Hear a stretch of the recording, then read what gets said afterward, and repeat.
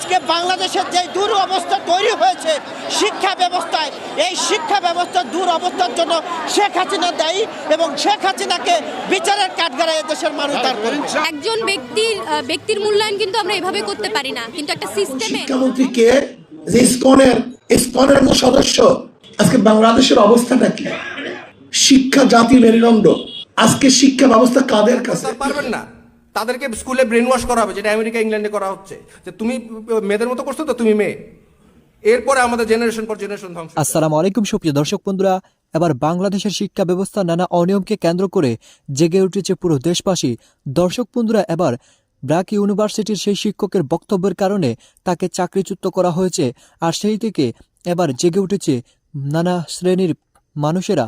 দর্শক বন্ধুরা, এবার সেই সকল বিষয়গুলোকে কেন্দ্র করে এমন কিছু কঠিন হুঁশিয়ারি দিয়েছে।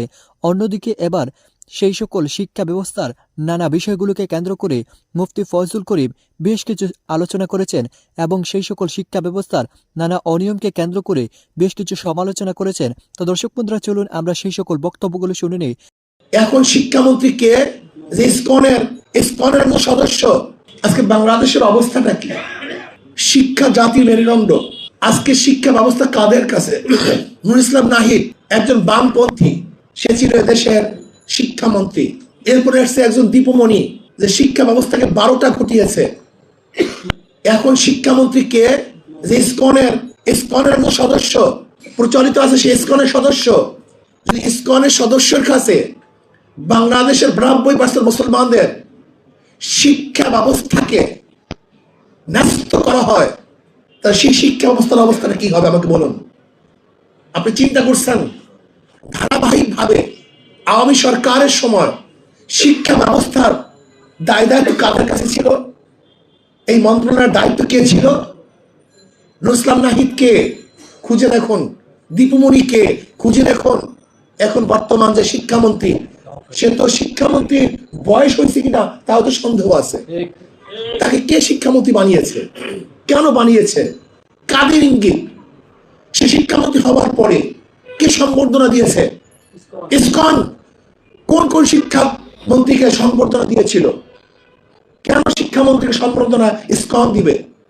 এদেশের সিংহবাসের মুসলমান, তারা কেন তাকে সম্বর্ধনা দিবে না, দিতে পারবে না? কারণটা কোথায়? কার স্বার্থ রক্ষা করার জন্য আজকে নওফলকে শিক্ষামন্ত্রী বানানো হয়েছে? চিন্তার বিষয় আছে কি নেই? অবশ্যই চিন্তার বিষয় আছে। আজকে বাংলাদেশের অধিকাংশ মানুষ একটু সুযোগ পেলেই ভারতে চিকিৎসার জন্য যায়। আজকে স্বাস্থ্যমন্ত্রীকে চিন্তা করতে হবে কেন? কারণটা কি? আজকে স্বাস্থ্যমন্ত্রীকে চিন্তা করতে হবে। চিন্তার বিষয় আছে। আমাদের সভাপতি সাহেব যে কথা বলেছেন যে বাংলাদেশের স্বাধীন বাংলাদেশের সংসদ নির্বাচনে একজন সংসদ সদস্য যদি স্পষ্ট বলতে পারে আমি অমুকের কর্তৃক নিয়োজিত, আমাকে হারায় কে, তাহলে আমাদের তো মনে হয় স্বাধীনতা বলতে আর কিছু নেই। আজকে কে মন্ত্রী হবে, কে এমপি হবে, কোন কোথায় কাকে এমপি বানানো হবে, এই সিদ্ধান্ত আমাদের দেশের সংগঠন নিতে পারে না, রাজনৈতিক দলগুলি নিতে পারে না। কোন এক রাষ্ট্রদূত নির্ধারণ করে সেই অনুযায়ী এদেশে নির্বাচন হয়। তাহলে তার শিক্ষা ব্যবস্থা, তার সংস্কৃতিকে ধ্বংস করলে সেই জাতি ধ্বংস হয়। প্রতিবেশী একটি রাষ্ট্র অনেক ষড়যন্ত্র করছে আমাদের দেশ নিয়ে। তারা এই ষড়যন্ত্র করে তাদের একটি শিক্ষাকে আমাদের উপরে চাপিয়ে দেওয়ার চেষ্টা করছে, যেই শিক্ষা ব্যবস্থা ধ্বংস হওয়ার কারণে আজকে বহির্বিশ্ব থেকে ইঞ্জিনিয়ার আনতে হচ্ছে।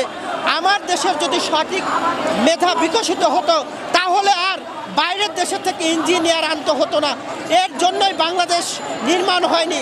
আজকে বাংলাদেশের যে দুরবস্থা তৈরি হয়েছে শিক্ষা ব্যবস্থায়, এই শিক্ষা ব্যবস্থার দুরবস্থার জন্য শেখ হাসিনা দায়ী এবং শেখ হাসিনাকে বিচারের কাঠগড়ায় দেশের মানুষ দাঁড় করবে। একজন ব্যক্তির মূল্যায়ন কিন্তু আমরা এভাবে করতে পারি না, কিন্তু একটা সিস্টেমের অংশ হিসেবে যখন একটা রাষ্ট্র তার শিক্ষা কারিকুলাম প্রণয়ন করে, সেই শিক্ষা কারিকুলামের অংশ হিসেবে যারা যারা থাকবে, সেই শিক্ষার যে মূলনীতি যেটা সরকার সরকার নির্ধারণ করে দিবে সেটাকেই কিন্তু তারা প্রতিফলিত করবে। একজন ব্যক্তি হিসেবে তার আলাদা যে মূল্যবোধ, সেই মূল্যবোধকে সে ফুটিয়ে তুলতে নাও পারে। কিন্তু জাফর ইকবাল সম্পর্কে আপনারা জানেন যে তারা এই সময় এই শিক্ষা কারিকুলামের সাথে যুক্ত, তার কিছু প্রগতিশীল কাজকর্ম আছে, এ কথা ঠিকই, কিন্তু এই শিক্ষা কারিকুলামের মাধ্যমে তার কোনো প্রতিফলন আমরা কিন্তু দেখতে পাইনি। এবং আমরা দেখলাম যে শিশুদের মনকে আসলে ধ্বংস করারই প্রয়াস করা হলো। তিনি কিন্তু তার একটা ইন্টারভিউতে বলেছেন যে শিক্ষার্থীদের যে পরীক্ষার যে ভীতি সেটা সে কাটাতে চায়, সেটাকে ভয় পায় এবং সে মনে করে যে সেটা হওয়া উচিত না, শিশুদের মনের সাথে সেটা আসলে ঠিক না। কিন্তু আমরা দেখছি যে আসলে পরীক্ষা কারিকুলাম বাদ দিয়ে উল্টো শিক্ষার্থীদের উপর একটা এক্সট্রা চাপ বাড়িয়ে দিল এবং তাদেরকে বলা হলো কি প্রজেক্ট করো, এবং সেটা নিজে স্বইচ্ছায়, মানে নিজের উপরে নির্ভর করো। শিক্ষার্থীদের এই যে নিজের উপরে নির্ভর করার যে একটা ব্যাপার তৈরি করেছে, এতে কিন্তু শিক্ষার্থীরা কিসের উপরে নির্ভর হচ্ছে? ইউটিউব এবং গুগলের উপরে। নিজেরা তো শিখতে পারছেই না, ইভেন তো আপনি জানেন যে শিক্ষকদেরও প্রপার ট্রেনিংয়ের ব্যবস্থা কিন্তু তারা করেনি। শিক্ষকরাও জানেন আসলে কিভাবে শিক্ষাটা দিতে হবে। ফলে কোনো আয়োজন ছাড়া এমন একটা শিক্ষাক্রম আপনারা কিভাবে চালু করতে পারেন যেখানে অবকাঠামোগুলো এত দুর্বল? সেখানে আপনারা শিক্ষকদের প্রপার প্রশিক্ষণ দিলেন না, শিক্ষা প্রতিষ্ঠানগুলো শিক্ষক ক্লাসরুমগুলো সেগুলো নাই, সেখানে আপনি হচ্ছে তাদেরকে এরকম একটা ব্যয়বহুল একটা প্রজেক্ট তাদের উপরে চাপিয়ে দিলেন। আচ্ছা, বাংলাদেশে এই যে মেট্রো রেল হচ্ছে, পদ্মা সেতু হচ্ছে, বড় বড় প্রজেক্টের কাজ চলছে, আমরা দেখতে পাচ্ছি বিভিন্ন দেশ থেকে ইঞ্জিনিয়ার নিয়ে সেই কাজগুলো করছে। এই যে নতুন যে শিক্ষা কারিকুলাম চলছে, এই কারিকুলামের মাধ্যমে কি আমাদের এই যে প্রজেক্ট আছে, নিজেদের বড় বড় প্রজেক্ট, এই প্রজেক্টগুলো কি করা সম্ভব এবং বহির্বিশ্বে কি আমাদের এই শ্রম বাজারটাকে ঊর্ধ্বে নেওয়া যাওয়া সম্ভব কিনা? একদমই না। তারা বলছে চতুর্থ শিল্প বিপ্লবের নামে তারা বলছে যে তারা এখানে হচ্ছে একটা কারিগরি শিক্ষার প্রভাব তৈরি করতে চায়। হ্যাঁ, নতুন শিক্ষাক্রমের মাধ্যমে আপনারা তাদের রূপরেখা পড়লেও পাবেন। কিন্তু আমরা দেখলাম আমাদের দেশের মেট্রো রেল হচ্ছে, আমাদের দেশের পদ্মা সেতু হচ্ছে, কিন্তু সেগুলো করছে বাইরের দেশের ইঞ্জিনিয়াররা, টেকনিশিয়ানরা। আমরা বলছি যে তাহলে আমাদের দেশের বিজ্ঞান শিক্ষা কোথায়? আমাদের দেশের গবেষণা কোথায়? গবেষণায় কি আপনারা পর্যাপ্ত বরাদ্দ দিচ্ছেন? না। আপনারা জানেন যে বছর বছর যে শিক্ষা খাতে যে বরাদ্দ সেটা কিন্তু কমছে। আপনি জানেন যে 25% হওয়া উচিত, একটা দেশের মোট বাজেটের 25% হওয়া উচিত শিক্ষা খাতে, কিন্তু আমরা দেখি যে 1% 73% ছিল এই বছর, এর আগের বছর ছিল 83%। তার মানে আমরা দেখছি প্রতি বছর কিন্তু শিক্ষা খাতে বরাদ্দ কমছে। তাহলে আপনারা যদি একটা বিজ্ঞান নির্ভর শিক্ষা ব্যবস্থা করে তুলতে চান এবং শিক্ষার মাধ্যমে যদি একটা যুক্তিশীল মনন সম্পন্ন মানুষ গড়ে তুলতে চান, তাহলে তো শিক্ষা খাতে আপনাকে ব্যয় বাড়াতে হবে। বারে বারে শিক্ষা কারিকুলাম বদলে শিক্ষার্থীদের গিনিপিগ বানিয়ে তাদের উপরে এক্সপেরিমেন্ট করলেই তো চলবে না। এভাবে তো আসলে শিক্ষার্থীদের ধ্বংসের দিকেই আপনারা ঠেলে ডিভাইসের উপরে আসক্তর বিষয় নেই। একদম। এই যে নতুন শিক্ষাক্রমের মাধ্যমে তারা যেহেতু ধরেন টিচাররাও তাদের কোনো গাইডলাইন দিতে পারছে না, তারা বাধ্য হচ্ছে ইউটিউব অথবা গুগলের ওপরে।